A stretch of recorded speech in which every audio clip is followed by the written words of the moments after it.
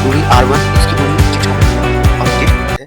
आज का वीडियो में हम लोग अध्यारोपण का सिद्धांत को समझेंगे, वो भी विस्तार पूर्वक।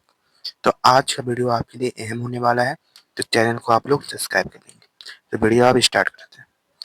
तो पहले हम लोग सिद्धांत को जानते हैं, इसको प्रमाणित करेंगे। पूरा डिटेल वाइज वीडियो आज जाने वाला है। 5-10 मिनट का वीडियो होगा और आप अध्यारोपण का सिद्धांत पूरा जान लेंगे। तो देखिए, अध्यारोपण का सिद्धांत कहते किसे हैं, तो पहले वो जान लेते हैं। इस सिद्धांत के अनुसार यदि कुछ आवेश एक दूसरे के कुछ दूरी पर रखे जाएं, मान लीजिए कुछ दूरी पर रखे जाएं, वो आपको फिगर के रूप में भी हम लोग समझाएंगे। तो कुछ दूरी पर रखे जाएं, ठीक है, और किसी एक आवेश पर लगने वाला स्थिर विद्युतीय बल का मान प्रत्येक आवेश के कारण लगने वाला बल के बीच गणितीय योगफल के बराबर होते हैं। क्या होते हैं? बीज गणितीय योगफल के बराबर होते हैं। अब बढ़ते हैं आगे। तो यहाँ पर आप देख रहे हैं कि यहाँ पर Q1 आवेश है और यहाँ पर आपको Q2, Q3, Q1 आवेश है। ठीक है, तो मान लीजिए यहाँ से हमने एक रेखा खींचा, तो यहाँ पर जो बिंदु पड़ा, इसी को हम बोल दिए Q नोट बोल दिए इसको।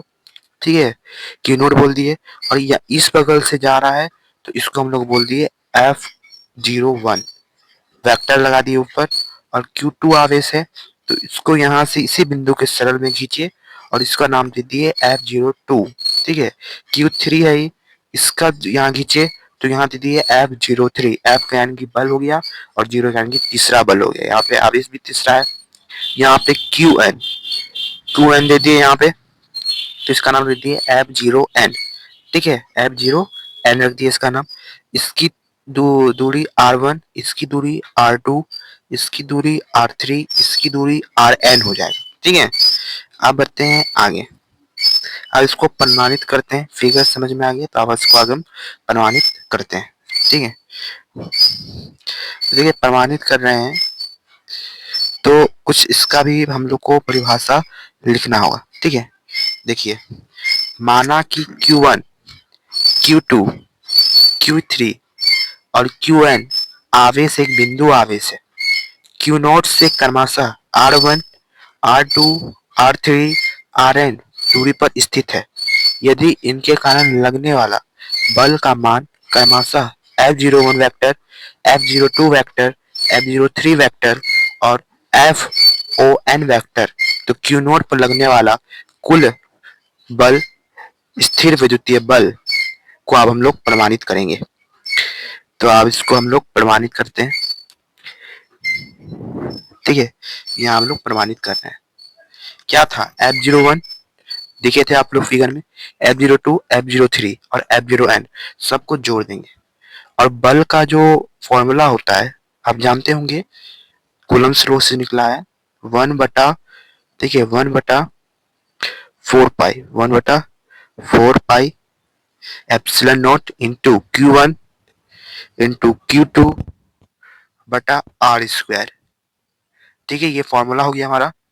यहाँ पर हमको Q1 दिया नहीं है, पर Q2 दिया हुआ है। Q2 क्या था? तो जिस बिंदु पर हम लोग खींचे थे, ये वाला बिंदु क्या था? Q नोट था। तो Q नोट था, तो यहाँ पे हम लोग Q नोट लेंगे Q2 की जगह। Q1 नहीं दिया है, पर Q2 दिया हुआ है। R दूरी कहाँ दिया हुआ हमको? तो दूरी फिगर में देखे होंगे R1, R2, R3, Rn। तो इस प्रकार वो दूरी हो गया। तो यहाँ पर हम लोग पहला अगर लेंगे तो R1 का स्क्वायर लेंगे। ठीक है, यहाँ पे जैसे यहाँ पे लिखा हुआ है, देख लीजिए। यहाँ से पहले सबको जोड़ा है। जोड़ने के बाद यहाँ पर इसका मान जानते हैं, 1/4 पाई एप्सिलॉन नॉट लिया into Q1 into Q not. Q2 होगा तो Q2 की जगह Q नॉट लिया है, नीचे R², तो R1 का स्क्वायर हो जाएगा। फिर एगो वेक्टर ले लेंगे, वेक्टर वही होगा जो आप वहां पर लिखा हुआ था। तो यहाँ पर R10 वेक्टर ले लेंगे, कोई सा भी एक वेक्टर ले सकते हैं आप। प्लस में 1/4 pi epsilon not into Q2 into Q not बटा R2 का होल स्क्वायर और एगो वेक्टर R20 ले लेंगे। फिर प्लस करेंगे, ये 2 का मान हो गया। अब तीसरा नंबर का मान बैठाएंगे, 1/4 pi epsilon not into Q3 into Q not बटा R3 का होल स्क्वायर, ठीक है। यहाँ भी कोई वेक्टर ले लेंगे, r30 ले लेंगे, प्लस अब इसका मान बिठाएंगे, इसका मान बिठाएंगे 1/4 pi epsilon not into q not into q n बटा आर एन का स्क्वायर। तो यहाँ एक वेक्टर ले लेंगे आर एन ओ का, ठीक है। जब ये सब ले लेंगे तो अब इसमें से हमको कॉमन निकालना होगा। कॉमन कैसे निकलेगा, तो आप लोग कॉमन में फंस जाते हैं। देखिए यहाँ ये हर जगह है, हर जगह आपको दिख रहा है ना, हर जगह।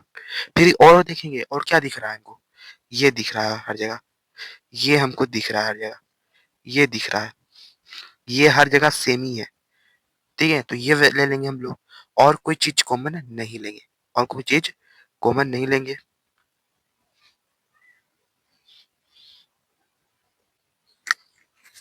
अब यहाँ पर जब हम लोग कॉमन ले लिए 1/4 पाई इंटू क्यू नॉट, और उसका कॉमन के बाद जो बचा Q1/R1 का स्क्वायर, फिर यहाँ वेक्टर आर Q2/R2 का होल स्क्वायर, फिर यहाँ वेक्टर Q3 और R3 का होल स्क्वायर, फिर यहाँ एक वेक्टर QN और RN का होल स्क्वायर, और यहाँ कोई एक वेक्टर बच गया, ये सब बच गया। तो हम लोग यहाँ लिख सकते हैं, ये ऐसे ही लिखेंगे, और इस सब के जगह लिख सकते हैं ऐसे करके n/i=1, ठीक है। यानी कि ये तो आप सेम ही जगह लिख रहा है हमको, क्यू आई और आर आई हमको सेम लग रहा है, कहीं कोई डिफरेंट नहीं है कहीं डिफरेंट, खाली नंबर का डिजिट है R1 R2 R3 R4। तो हम डायरेक्ट बोल सकते हैं आर आई, आई का मान हम लोग 1 भी ले सकते हैं, 2 भी ले सकते हैं, 3 भी, और क्यू का मान भी हम लोग ले सकते हैं। तो यहाँ पर इसलिए यहाँ पर हम लोगों ने ऐसे लिखा, और यहाँ पर आर वही चीज है, 1 2 3 जो लेना है आई की जगह हम लोग ले सकते हैं। तो ये हमारा अध्यारोपण का सिद्धांत प्रूफ हो गया। और इसके बाद जो अब अगला हमारा वीडियो आएगा, वो आएगा कूलम्ब्स लॉ पर। वो भी वीडियो आपको जल्दी देखने मिलेगा। पहले आप चैनल को सब्सक्राइब कर लेंगे, और ये क्वेश्चन आप लोग ध्यान पूर्वक समझ गए हैं तो कमेंट कर देंगे। और ये एग्जाम में बिहार बोर्ड की दृष्टि से 2 नंबर का आता है, ठीक है। 2 नंबर में आपको खाली परिभाषा लिखनी बोलेगा। अगर 5 नंबर का आएगा तब आप लोग इतना दिखाइएगा, ठीक है। या नहीं तो अगर 2 नंबर का पूछ रहा है तो आपको खाली फिगर दिखाकर छोड़ देना, उसे प्रमाणित नहीं करना है। अगर आपको 5 नंबर का पूछ रहा है तो आपको प्रमाणित कर देना है, ठीक है। तो आज का वीडियो कैसा लगा उसकी कमेंट में आप लोग जानकारी दें। धन्यवाद।